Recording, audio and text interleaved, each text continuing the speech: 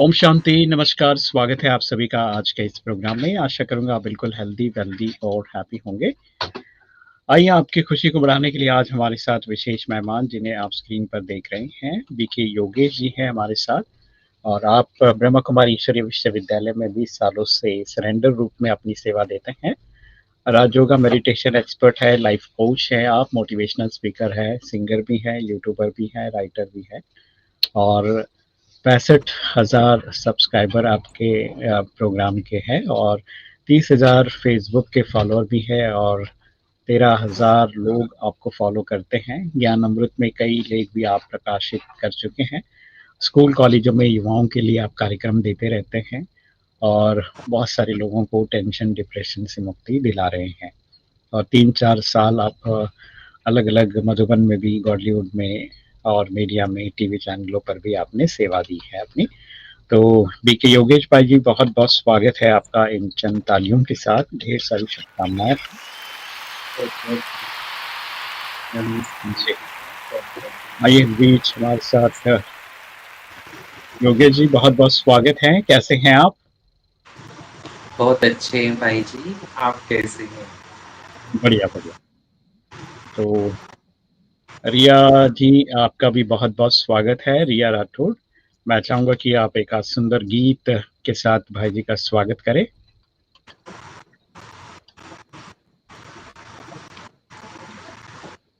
जी।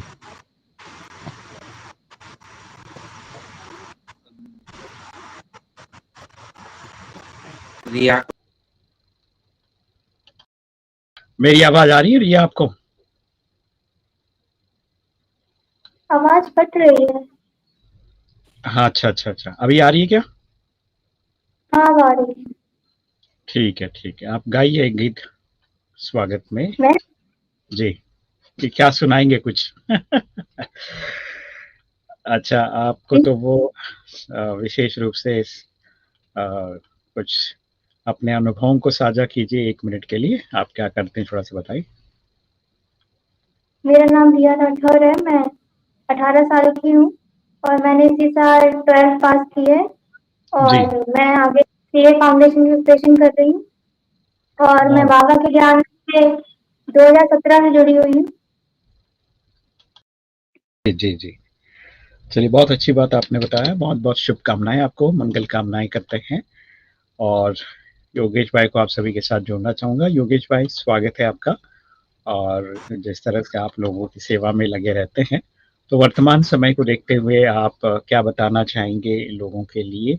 अभी जो समय चल रहा है वो किस तरह का समय है और हमें क्या करना है? जी, अभी का जो समय है बहुत ही नाजुक दौर से हम सभी गुजर रहे हैं और इस समय हमको सबसे अधिक ध्यान अपने मन पर और अपनी आंतरिक स्थिति पर रखने की ज़रूरत है। हमको चारों ओर के वातावरण में बहुत नेगेटिविटी बढ़ती जा रही है, जिससे स्वयं को बचाने की आवश्यकता है, क्योंकि नेगेटिविटी इस कदर बढ़ रही है कि उसका इफ़ेक्ट लोगों के मन पर पड़ रहा है, जिससे टेंशन, डिप्रेशन, बहुत सारी बीमारियाँ, साइकोसोमैटिक बीमारियाँ बढ़ती जा रही हैं। तो ऐसे में मेडिटेशन को हम डेली रूटीन में सम्मिलित करें, सुबह-शाम, तो हम इस बढ़ती हुई नेगेटिविटी और एटमॉस्फेयर से खुद को बचा सकेंगे और खुद को मेंटली बहुत ही सुंदर तरीके से एक अलग प्रकार की चीज़ों से, अलग प्रकार की बातों से अपने आप को मूव रख सकेंगे और रिचार्ज रख सकेंगे।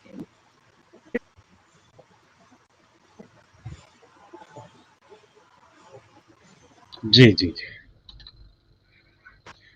वर्तमान समय में जुड़ा-सा वो आपने बताया वर्तमान समय किस तरह का चल रहा है और मैं चाहूँगा स्कूल, कॉलेजेस वगैरह का आप प्रोग्राम्स करते रहते हैं यूथ के लिए। तो हाल ही में अभी रिसेंटली आपने कहीं कार्यक्रम किया हो कुछ प्रोग्राम इवेंट वगैरह किया हो यूथ के लिए तो उसके अनुभव आप साझा कीजिए। हाँ, अभी मैं ग्रीनवुड स्कूल है यहाँ पर, ग्वालियर में। जी। और हम गए थे और एक मॉडल स्कूल है जिसमें रिया पढ़ती है, जहाँ हुँ, से हुँ। इसने अभी एमपी में टॉप किया है। तो वहाँ पर भी हम लोग मेडिटेशन के टिप्स सभी को देते हैं। बहुत सारे जी, बच्चे उससे लाभ लेते हैं, क्योंकि बच्चों को क्या है, सही दिशा की बहुत ज़रूरत है आज के समय में, और वो अपनी दिशा भटक जाते हैं। उनको एक इंस्पिरेशन देने वाला लगातार चाहिए। और आज का जो समय है, भटकाने वाली बहुत सारी बातें, बहुत सारी जी, चीज़ें, लेकिन पॉज़िटिव परोसने वाला कोई नहीं है, बहुत कम लोग हैं। और पॉज़िटिव में लोग जल्दी से रस नहीं लेते हैं। नेगेटिव में रस लेने का उनको आदत जी। पड़ी हुई है। तो हमें पॉज़िटिविटी को इस तरह से परोसना है जिससे उनको उसमें रस भी आए, और वो एक्टिविटी के रूप में हम वहाँ पर परोसते हैं, तो सभी उसमें इन्वॉल्व हो जाते हैं। एक स्पार्क विंग की तरफ से हमने एक प्रदर्शनी बनाई हुई है, जिसमें 8 सूटकेस भी हमारे साथ चलते हैं, और वो 8 सूटकेस में अलग-अलग प्रकार की मशीनें हैं, जिनसे हम साइंटिफिक एक्सपेरिमेंट के थ्रू ये बताते हैं कि किस तरह से हम मन को पावरफुल बनाते हैं, सजीव और निर्जीव में क्या इफ़ेक्ट होता है, हमारी जी। मेंटल वाइब्रेशंस का कैसे इफ़ेक्ट पड़ता है। तो उसमें साइंटिफिक मशीन्स हैं, जिनके थ्रू हम साइंस और स्पिरिचुअलिटी दोनों को बैलेंस बना करके जब परोसते हैं, तो उसमें बहुत युवा बहुत इंटरेस्ट लेते हैं हुँ, और हुँ, हुँ। इन्वॉल्व हो जाते हैं सभी। जी, योगेश जी बहुत ही अच्छी बात आपने बताया कि जैसे विद्यार्थियों को जब बताना हो तो वैज्ञानिक तौर तरीकों को लेकर अगर उनके एग्ज़ाम्पल देते हैं, बताते हैं तो विद्यार्थी जो है काफ़ी रुचि लेते हैं, ये आपने बताया। और इस बीच श्याम सुंदर जी ने याद भेजा है आपके लिए ओम शांति करके और हमारे शांताराम जादव जी ने मैसेज किया है कि आज टाइम इंडस्ट्री में कुछ मीटिंग्स चल रहे हैं उनके, तो वहाँ पर वो बिज़ी हो गए हैं। बहुत-बहुत धन्यवाद, शुक्रिया मैसेज करके याद करने के लिए। देखिए योगेश भाई मैं चाहूँगा ब्रह्मा कुमारी से आपका जुड़ना कैसे हुआ? वो स्टोरी बताइए हमें। ब्रह्मा कुमारीज़ का परिचय मुझे फर्स्ट टाइम सन 1999 में मिला था, जब मेरी पिताजी की बुआ जी घर पे आई थी। चाचा जी की शादी थी, तो वो शादी में सम्मिलित होने के लिए आई थी। मैं बहुत छोटा था उस समय और भक्ति बहुत करता था, मेरा भक्ति में बहुत इंटरेस्ट था, और डेली मंदिर जाना, सुबह 4 बजे स्नान करके, ये मेरा बचपन से ही रूटीन में शामिल था। घरवाले भी सब जल्दी उठते थे और हम सब सुबह 4 बजे मंदिर की घंटी बजानी, ये मेरा लक्ष्य रहता था उस समय। तो जो पिताजी की बुआ जी आई थी, उन्होंने मुझे फर्स्ट टाइम इंट्रोड्यूस किया ब्रह्मा कुमारी से। वो भी सुबह जल्दी उठती थी और मैं भी अच्छा, अच्छा। सुबह जल्दी उठता था 4 बजे। तो वो योग लगाती थी, ध्यान करती थी और मैं अपने मंदिर पे जल चढ़ाने जाता था। तो एक बार उन्होंने कहा, तुम्हें जल ढालने से भगवान नहीं मिलेंगे। तो मैंने कहा कि फिर कैसे मिलेंगे? तो बोला, तुम जल ढालते हो, उससे नहीं मिल सकते, तुम रोज मुरली सुना करो। तो मैंने कहा, ये मुरली क्या होता है? जी। और यही से मेरे अंदर जिज्ञासा पैदा हुई, क्योंकि वो कोड वर्ड में बोलते रहते थे, जैसे सतयुग आने वाला है, भगवान आ गया है, और बड़े खुश हो जाते थे, मगन हो जाते। तो उनकी जो खुशी थी, उसका इफेक्ट मेरे ऊपर पड़ा कि इतने खुश हैं, इतने खुश होके बता रहे हैं, मतलब लगता है इनको कुछ मिला है। और मैं तो 4 बजे उठता हूँ, ये तो 3 बजे ही उठ जाते हैं। तो ये भी एक इफेक्ट था मेरे ऊपर। तो फिर मैं उनको खोजने लगा कि मतलब ये ऐसा क्यों जी, बोलते जी, ऐसा हैं, क्यों करती हैं? हाँ, हाँ, हाँ। ये ऐसा क्यों कहते हैं, सतयुग आने वाला है, फिर उन्होंने एक दिन मुझसे बोला, "ये मुरली पढ़ के सुनाओ, ये मुझे पढ़ के सुना दो, तुम अच्छे पढ़े लिखे बच्चे हो, पढ़ाई कुछ हम्म। जान।" तो मैंने वो मुरली पढ़ के सुनाई। 1980 की मुरली थी हम्म। और बिल्कुल। तो वो 1980 की मुरली थी, उसका शीर्षक था आने वाली दुनिया कैसी होगी। और वो मुरली मैं पढ़ के उनको सुनाता गया, साथ साथ जो सतयुग के विजन्स हैं वो सब मेरी आंखों के आगे एक एक करके आने लगे। और फिर इतना अच्छा। सुंदर फील होने लगा, मतलब मुझे सतयुग के दृश्य अपने, जहाँ भी मैं लेट जाऊं या आंखें बंद कर लूं, मुझे सतयुग के वो सीन, क्योंकि उसमें बाबा ने इतना डिटेल से वर्णन किया था कि आने वाली दुनिया कैसी होगी, तो वो सारे दृश्य जैसे विजन बन के मेरे आसपास घूमने लगे और सब मुझे एकदम क्लियर होने लगा, जैसे अनुभूति होने लगी सतयुग की। तो मैं तो बच्चा ही था उस समय, बट वो अनुभूति, जो एक्सपीरियंस था वो इतना डीप था, जो मुझे बार बार खींच रहा था और ये सोचने पे मजबूर कर रहा था कि ये है क्या, मतलब इसकी सच्चाई को जानना है, समझना है, कुछ तो है, कोई तो पावर है जो ये सब हो रहा है मेरे साथ, क्या ये सच हो सकता है ऐसा। तो उसी खोज प्रारंभ हो गई जी, जी। और वहां से फिर मैंने खोजना शुरू किया कि वाकई ट्रुथ क्या है। हालांकि मैं शास्त्रों का अध्ययन डेली करता था, गीता, रामायण, और भी हमारे घर में बहुत सारे ग्रंथ रखे हुए थे लाइब्रेरी में। तो जो हमारे दादाजी थे वो प्रिंसिपल थे, तो वो मंगाते रहते थे आध्यात्मिक बुक्स, में पढ़ता था बचपन से ही। बट ये जो एक्सपीरियंसेस हो रहे थे ये कुछ अलग था, और ये एक्सपीरियंस जो मुझे अनुभव हो रहे थे वही मुझे मजबूर कर रहे थे कि मैं जानूं ये क्या है, इसके बारे में समझूं। जी, जी।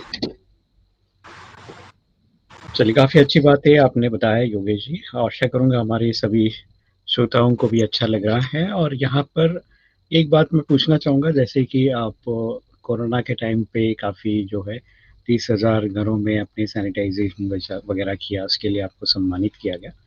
तो ये जो चीज़ें हैं वो कैसे आपने किया, और आंगनबाड़ी से मिलकर जो आपने काम किया है उसके लिए जो-जो सेवाएँ दी हैं उसके बारे में थोड़ा-सा बताइए हमें? जी। हम लोग यहाँ पर जो भी संस्थाएं हैं और जो भी लोग कार्य करते हैं, डॉक्टर्स हैं, उन सबको भी बीच बीच में इनवाइट करते हैं और सेंटर पर बुलाते हैं और कभी उनसे मिलने भी जाते हैं, और इस तरह से उनके साथ मिलकर के हम लोग सेवाएं करते हैं।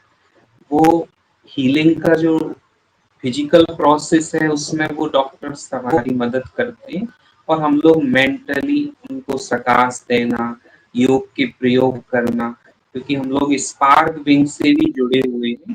तो स्पार्क अच्छा, विंग में अच्छा।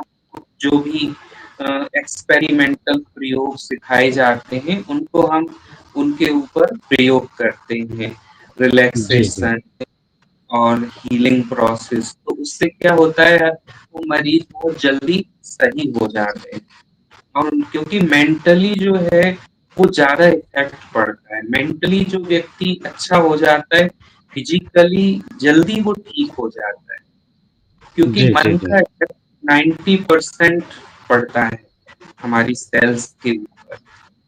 जी, जी। बहुत ही अच्छी बात आपने बताया। और मैं चाहूँगा कि आप गीत भी सुनाते हैं, मल्टी टैलेंटेड हैं आप, तो वो भी थोड़ा-सा एक आध गीत सुनाइए अच्छा हमें। रमा शर्मा पंजाब से याद करनी है, ओम शांति लिख के भेजा है। बहुत-बहुत स्वागत है रमा जी आपका।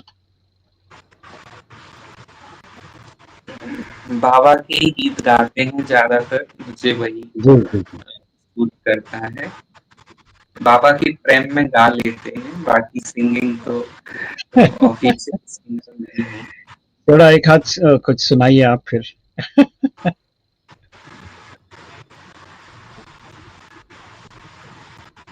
बन के बाबा आपके हम कितने धनवान हुए, बन के बाबा आपके हम कितने धनवान हुए। दिल का नाता जुड़ा जब से, दिल का नाता जुड़ा जब से, हर गम से अनजान, बन के बाबा आपके हम कितने धनवान हुए। सुख मिला, शक्ति मिली, मिली है लाखों खुशियाँ। सुख मिला, शक्ति मिली, मिली है लाखों खुशियाँ। जैसे हो गुलों से गुलशन, ऐसे सजी हमारी दुनिया। नजरों से तेरे नजर मिली तो हम कितने निहाल हुए, बन के बाबा आपके हम कितने धनवान हुए, बन के बाबा आपके हम कितने धनवान हुए। दिल का नाता जुड़ा जब से, दिल का नाता जुड़ा जब से, हर गम से अनजान हुए, बन के बाबा आपके हम कितने धनवान हुए।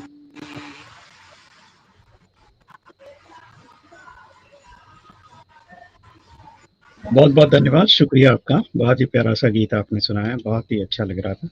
Thank you so much.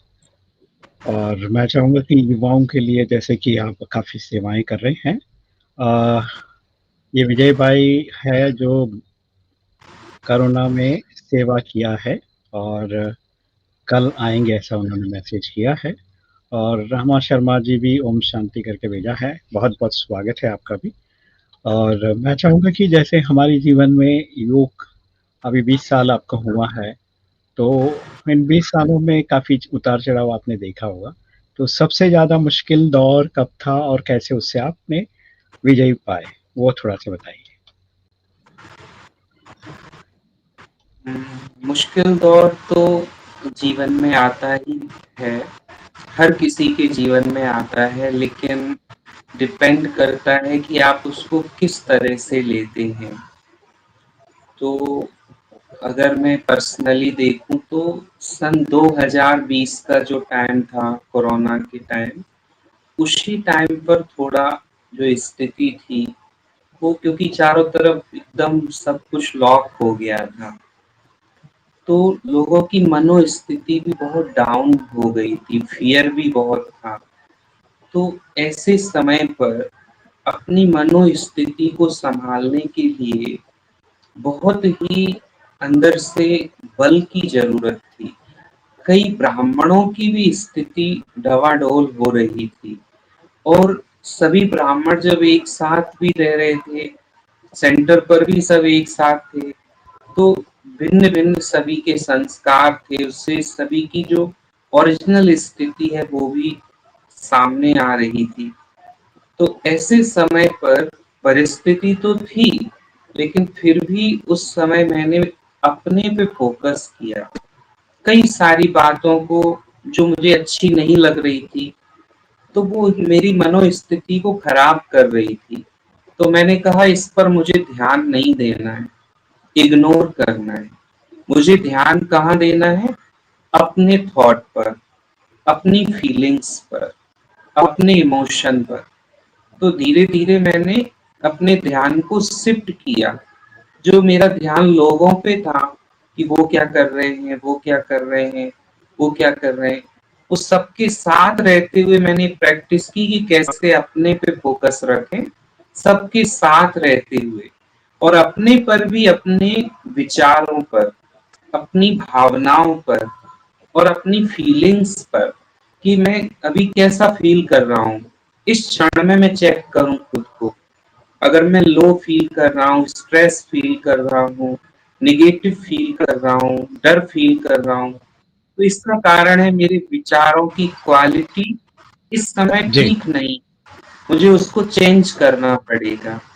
तो ये मैंने बहुत प्रैक्टिस किया कोरोना के टाइम पर, और इससे मुझे हम्म। बहुत अच्छा एक टूल मिला कि ज्यादातर फोकस जब भी बुरा फील हो, तुरंत ध्यान को अपने ऊपर लेकर आओ और अपने थॉट्स को, अपनी फीलिंग्स को चेंज करो। कभी भी हमें बुरा फील नहीं करना है, क्योंकि हम तो भगवान के बच्चे हैं, और जितना टाइम हम बुरा फील करेंगे उतना लाइफ के वो क्षण हम गवा देंगे, क्योंकि वो क्षण हमने बर्बाद कर दिए। उन पलों को हमें जिंदा रखना है, उन पलों को हमें जीना है, सफल करना है। तो सफल तभी होंगे जब हम पॉजिटिव फीलिंग्स में अपने आप को रखेंगे, एवरी मोमेंट में। तभी हम जी। दूसरों को भी मदद कर पाएंगे कुछ। और जब हम खुद ही नेगेटिव हो जाएंगे, डिप्रेस हो जाएंगे, बुरी फीलिंग्स में चले जाएंगे, तो हम खुद को ही एम्पावर नहीं कर रहे हैं, खुद से ही प्यार नहीं कर रहे हैं, तो हम दूसरे को क्या दे पाएंगे। तो कोरोना जी। काल वैसे बाहरी रूप से देखें तो बुरा लग रहा था सबको, लेकिन मुझे तो पर्सनली बहुत कुछ सिखा के गया और बहुत ही मजबूत बना के गया, पहले से ज्यादा मजबूत बना के बहुत। गया। जी, जी, जी। योगेश भाई, बहुत ही अच्छी बात आपने बताया। आइए, इस बीच हमारे साथ बंगाल से निवेदिता जी जुड़ गई हैं। वो भी अच्छा बाबा के ही गीत गाते हैं।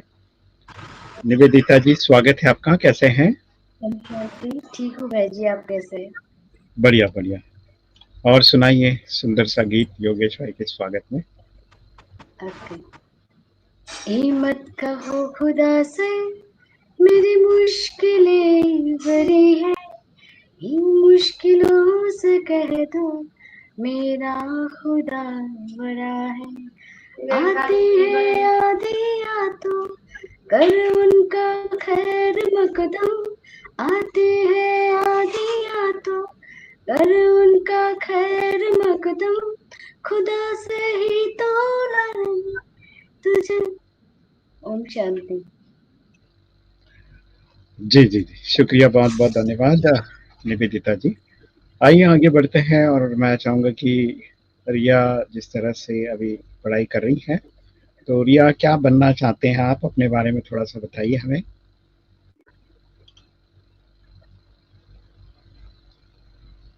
रिया, मेरी आवाज़ आ रही है आपको? हाँ, आ रही है। जी, जी, जी। बताइए आगे क्या बनना चाहते हैं आप? मैं सीए बनना चाहती हूँ। मैं सीए कॉम्पिटिटिव प्रिपरेशन स्टार्ट कर दी है। जी, जी, जी। सीए बनेंगे, और क्या सेवाएँ करेंगे आगे चल के, देश के लिए क्या करेंगे? देश के लिए, सोसाइटी के लिए सब कुछ अच्छा ही करना है।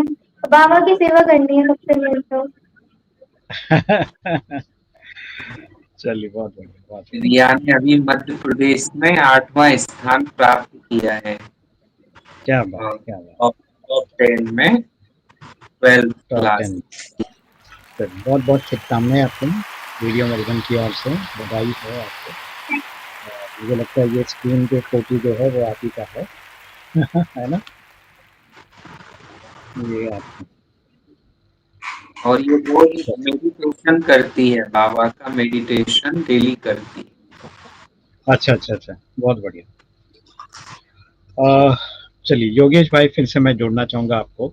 और जैसे कि हम लोग हमारे जीवन में कभी-कभी तनाव में आते हैं, टेंशन में आते हैं, सब कुछ जानने के बावजूद भी। ऐसा क्यों होता है? क्या ये चीज़ें क्यों आती हैं ऐसा? ये मैं थोड़ा-सा पूछना चाहूँगा। जी। और इसके हाँ, ऊपर हमें कैसे काम करना है? क्योंकि हम सभी अपने कार्यों में बहुत ज्यादा इंटेंगल होते हैं और अपने आप को रेस्पॉन्सिबल भी समझते हैं, लेकिन हमें सब कुछ करने के बाद फिर एक प्रैक्टिस और करनी होती है कि सब कुछ भगवान के ऊपर छोड़ना अंदर से, और अपने आप को हल्का रखना, उपराम रखना, ये भी एक प्रैक्टिस होती है। हम सभी सब कुछ जानते हैं, लेकिन जानने के साथ साथ उसको अभ्यास में भी लाना होता है। जब तक हम उसको प्रयोग में नहीं लाएंगे, तब तक हम जानते तो हैं, लेकिन अंदर ये ताकत नहीं होती है कि हम उसको इम्प्लीमेंट कर सके। तो स्ट्रेस जो है वो जैसे शब्द ही है स्ट्रेस, तो स्ट्रेस का अर्थ है खींचना। किसी भी बात को हम पकड़ लेते हैं, फिर खींचते हैं उसे माइंड में और उसके ऊपर सोचते रहते हैं, वही टेंशन का स्वरूप ले लेती है। हमें ध्यान रखना चाहिए कि सब कुछ मेरे हाथ में नहीं है, कुछ भगवान के हाथ में, कुछ उनके ऊपर भी छोड़ देना चाहिए। मैं उनका बच्चा हूँ, और जहां मुझे लगता है कि ये चीज मेरे हाथ में नहीं है, मैंने 100% किया, ईमानदारी से, सच्चाई से अपना 100% दिया, इसके बाद भी यदि कार्य ठीक से नहीं हो पा रहा है या कुछ ऐसी बातें आ रही हैं, तो फिर उसको मुझे परमात्मा के ऊपर छोड़ देना चाहिए। तभी हम हल्के रह सकेंगे और वो कार्य और अच्छी तरह से हो जाएगा। जी, कुछ चीजों को इग्नोर करना भी जरूरी है। सही बात। योगेश जी, काफ़ी अच्छी बात है आपने बताया कि कुछ चीज़ें जो हैं हमें छोड़ देना चाहिए और हमें उसके ठीक करने के चक्कर में जो है हमारी स्थिति बिगड़ जाती है, जबकि वो ठीक होने वाली चीज़ें होती नहीं हैं। तो ये बहुत बड़ी जो चीज़ है आपने बताया, और मुझे लगता है कि धीरे-धीरे हमें जो है सब कुछ छोड़ना होता है, और धीरे-धीरे हम लोग क्या करते हैं, जैसा उम्र बढ़ता है, अनुभव बढ़ता है, तो हम पकड़ के चल रहे हैं, तो वो हमारी आदत बन जाती है पकड़ने और से वो भी तो आदत हमें नुकसान ही हो रहा है। पकड़ने जी, से हम मेंटली नुकसान में ही जा रहे हैं, जा पकड़ने रहा है से लेकिन हो नहीं रहा है। समझ नहीं आता। हाँ। वो नुकसान को देखते हुए हमें छोड़ देना चाहिए, तो या सॉल्यूशन भी निकल जाएगा। जी, छोड़ेंगे जी, तो सॉल्यूशन भी मिल जाएगा, क्योंकि बिल्कुल। पावर फिर एकत्रित हो जाएगी। जो पावर हुँ, उधर जा रही थी, जी, जी, जो पावर लड़ने में जा रही थी, वो पावर फिर सॉल्यूशन ढूंढने में काम आ जाए। चलिए, बहुत अच्छी बात आपने बताया। आइए आगे बढ़ते हैं। श्याम सुंदर भाई जी लिख रहे हैं, रिया जी, आप अपना विद्यार्थी जीवन का अनुभव सुनाइए और मेडिटेशन आपको कैसे पढ़ाई में हेल्प करता है? विद्यार्थियों को प्रेरणा मिले, इस वजह से भी मैं चाहूँगा कि आप मेडिटेशन का उपयोग आपने कैसे किया और कैसे मेडल प्राप्त किया? इसके बारे में बताइए। जी। मैं सुबह तो नहीं उठती थी मतलब अमृत वेले के लिए, लेकिन मैं रात को लेट तक पढ़ती हूँ। तो 2 बजे मैं रात को मेडिटेशन करके सोती थी, क्योंकि हुँ, मुझे हुँ, हुँ। लगता था कि अमृत वेला तो मिस नहीं होना चाहिए। और मेडिटेशन करने से मन भटकता नहीं है बिल्कुल भी, और डिस्ट्रैक्शन होती है आजकल बच्चों को, तो वो नहीं होती, तो एकाग्रता रहती है पढ़ाई पे। और टाइम बचता है आपका, अगर आपको बाकी चीज़ों में इंटरेस्ट नहीं आएगा अगर आप मेडिटेशन करोगे तो। और बाबा तो फिर हेल्प करते ही हैं हर चीज़ में, मनोबल बढ़ाते हुँ, रहते हैं। जी। चलिए बहुत बढ़िया। अच्छा, विद्यार्थी मित्रों को आप क्या बताना चाहेंगी और जो आपको सुन रहे हैं अभी? पढ़ाई के साथ-साथ मेडिटेशन भी बहुत ज़रूरी है। सिर्फ़ पढ़ाई से मतलब मेडिटेशन साथ में करोगे तो ज़्यादा बेनिफिट होगा, और बाबा को याद करना चाहिए। जी, जी, जी। चलिए, काफ़ी अच्छी बात है आपने बताया कि कैसे मेडिटेशन हमारी लाइफ़ को और हमारे पढ़ाई को इम्प्रूव करने में या याद रखने में हमें हेल्प देता है, और मन एकाग्र हो जाता है तो हर चीज़ जो है हम बहुत ही अच्छी तरह से अपने जीवन में उसे प्राप्त कर सकते हैं। आइए आगे बढ़ते हुए फिर से मैं योगेश जी से जोड़ना चाहूँगा आप सभी को, और जैसे कि आज हम लोग जिस सिचुएशन में देख रहे हैं कि कभी भी अचानक कुछ नई चीज़ें हमारे बीच में आ जाती हैं। तो हम ऐसी सिचुएशन को देखकर कभी-कभी तैयार नहीं रहते हैं, तो फिर कन्फ्यूज़न क्रिएट हो जाता है कि अब क्या करें, इसके बाद क्या होगा?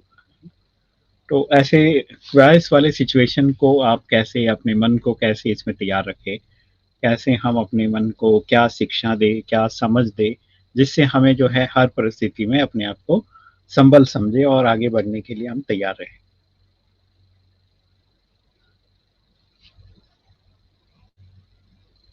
जी, तैयारी बहुत ज़रूरी होती है।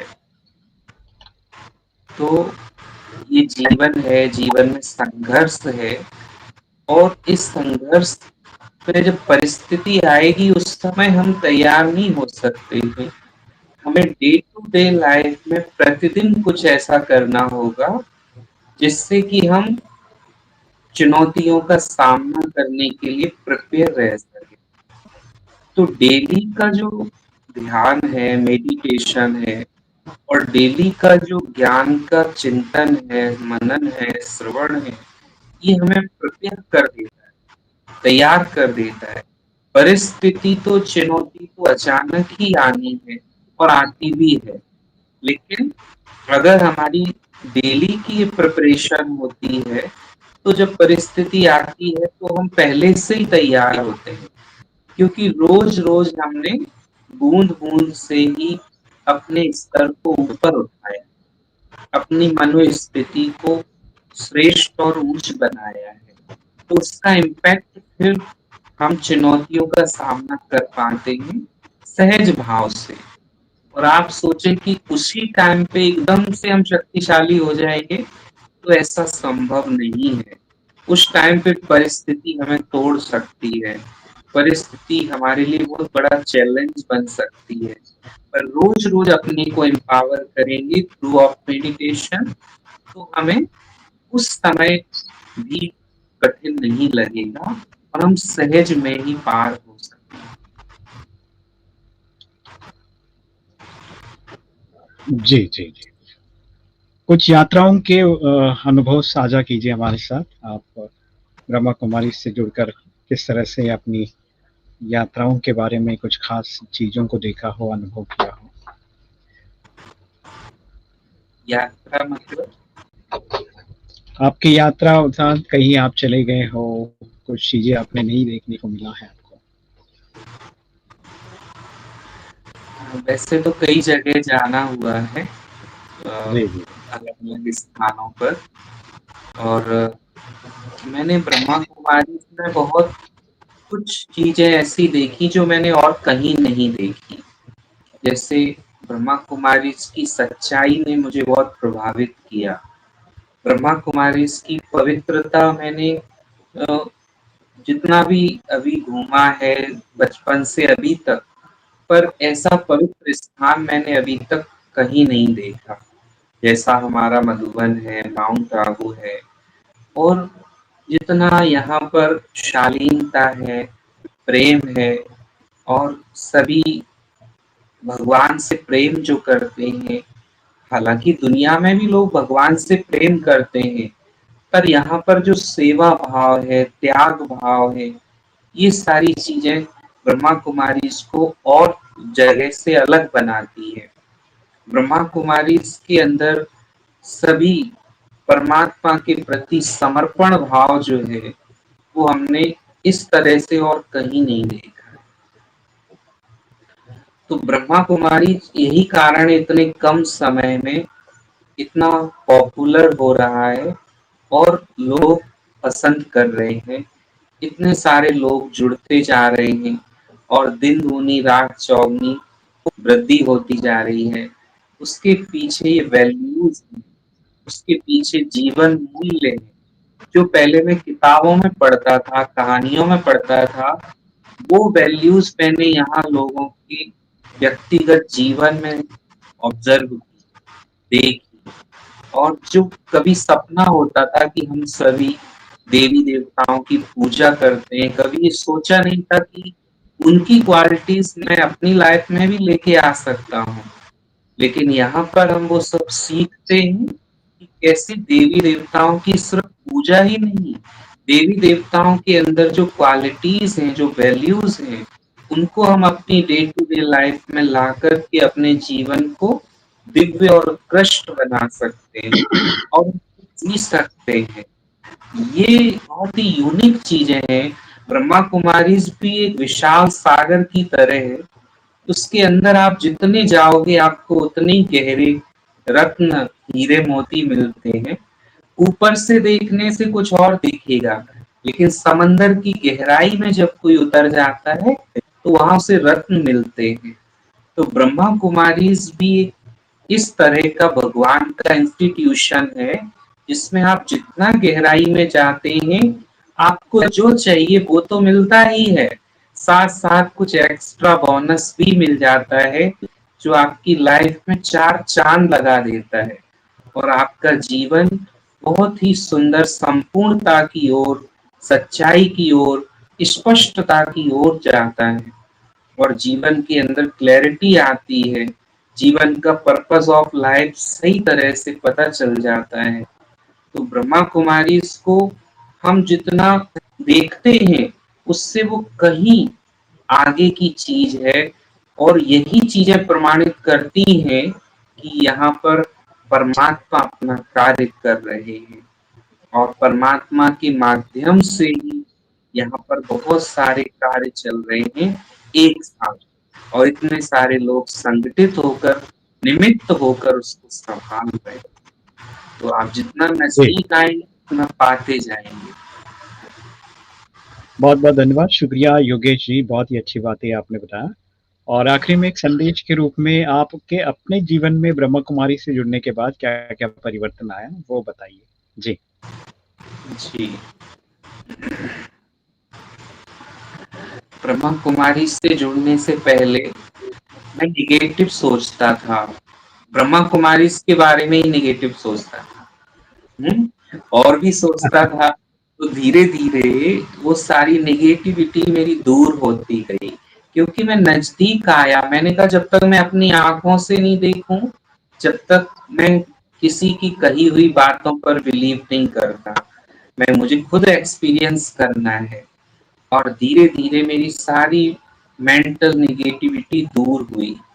कभी कभी चिढ़ छूटती थी, कभी कभी गुस्सा आता था, वो सारी चीजें दूर हो गई। स्ट्रेस तो अब रहता ही नहीं है।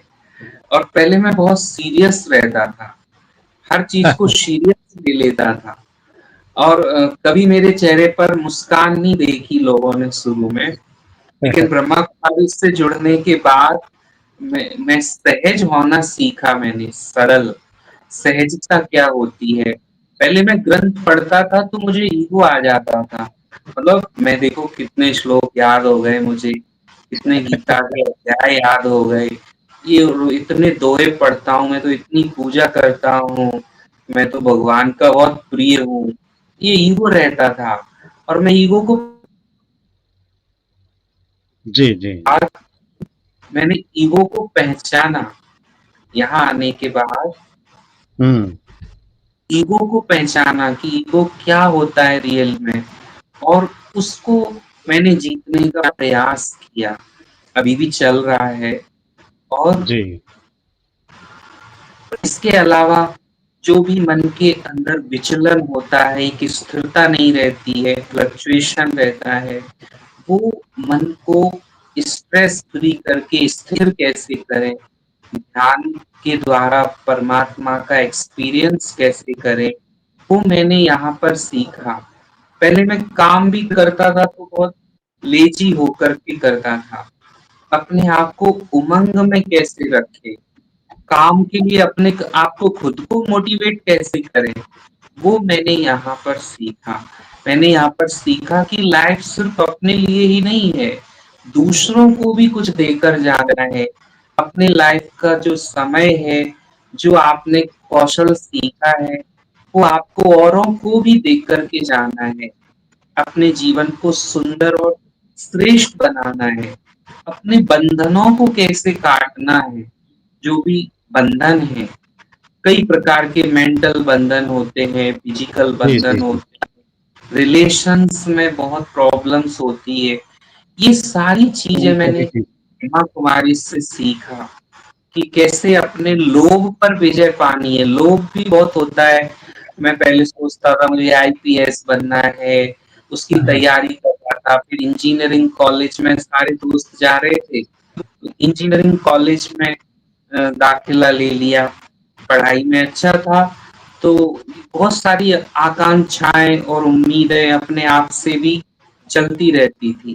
पर धीरे धीरे मैंने जांच किया कि मेरा लोभ था बहुत कुछ अंदर, तो वो लोभ पर भी कैसे विजय पाना है वो मैंने यहाँ पर सीखा। क्योंकि दूसरों का भला करने के लिए पहले आपको अपने लालच के ऊपर विजय पानी होती है धीरे धीरे। जी, जी, जी। तो ये सारे जो वाइसेस हैं, पांचों विकार, काम, क्रोध, लोभ, मोह, अहंकार, आलस, ईर्ष्या, घृणा, अब इसमें से कुछ भी उठता है अंदर, तो पहली थॉट पर मुझे पता चल जाता है कि ये विचार जो है ना, ये विकार से आया है, फलाने विकार से आया है। तो मैं तुरंत उसको वहीं पर मैं फिनिश कर देता हूँ। क्योंकि इतनी अवेयरनेस पहले नहीं थी, इतनी जागृति नहीं। और पहले क्या था, उसके इफेक्ट में आ जाते थे, बाद में पता चलता था। लेकिन अभी वो ऐसा हो गया है कि कोई एक विचार भी उठता है ना, तो उसे वहीं पकड़ लिया जाता है। जैसे कि ये क्रोध से उठा है, ये कहां से उठा है, ये लोभ से उठा है, ये कहां से आ रहा है, ये ईर्ष्या से आ रहा है, और ये विचार कहां से आ रहा है। तो मैं ये जांचता रहता हूँ अपने अंदर ही अंदर कि ये विचार जो उठ रहा है, ये 7 गुणों से उठ रहा है या 5 विकारों से उठ रहा है, कहाँ से उठ रहा है। तो मुझे तुरंत पता चल जाता है कि मेरे मन में कहाँ गफलत हो रही है, और इससे मुझे बहुत फायदा हुआ है। जी, और योगेश जी काफी अच्छी बातें आपने बताया। आशा करूंगा हमारे सभी दर्शकों को भी अच्छा लगा है। हरीश जी भोपाल से याद कर रहे हैं आप सभी को, और श्याम सुंदर जी ने आपके लिए लिखा है, योगेश भाई जी जैसा नाम है वैसे ही जीवन को जीते हैं, उसी स्वरूप में रहते हैं। बहुत बहुत धन्यवाद श्याम सुंदर जी।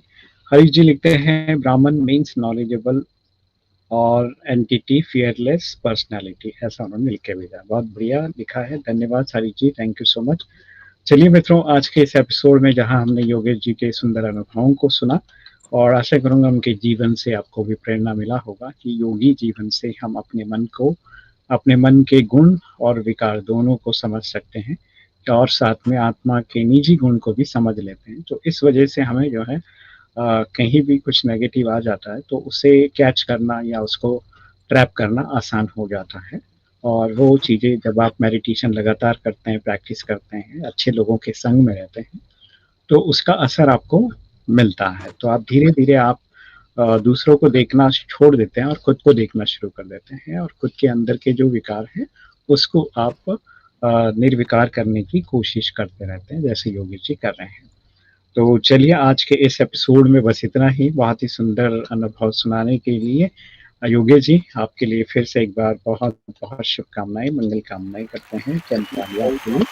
एंड रिया, आपको भी बहुत बहुत शुभकामनाएं, मंगल कामनाएं। आप जैसे कि सीए बनना चाहते हैं, तो आपको रेडियो टीम की ओर से, हमारी ओर से बहुत बहुत शुभकामनाएं और मंगल कामनाएं करते हैं कि आप दिन दुगनी रात चौगुनी मेडिटेशन का सहारा लेके, बाबा का सहारा लेके आप सेवाएं करते रहें और अपने लक्ष्य को प्राप्त करें, ऐसी शुभ आशा आपको।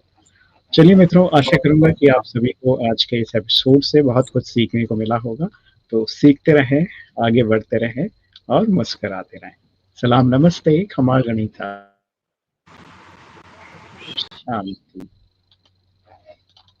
जीवन के हर पहलू पर होती है बातें, हर वर्ग के हर लोगों से होती मुलाकातें, सबके मन को भाती है बातें मुलाकातें, बातें मुलाकातें, बातें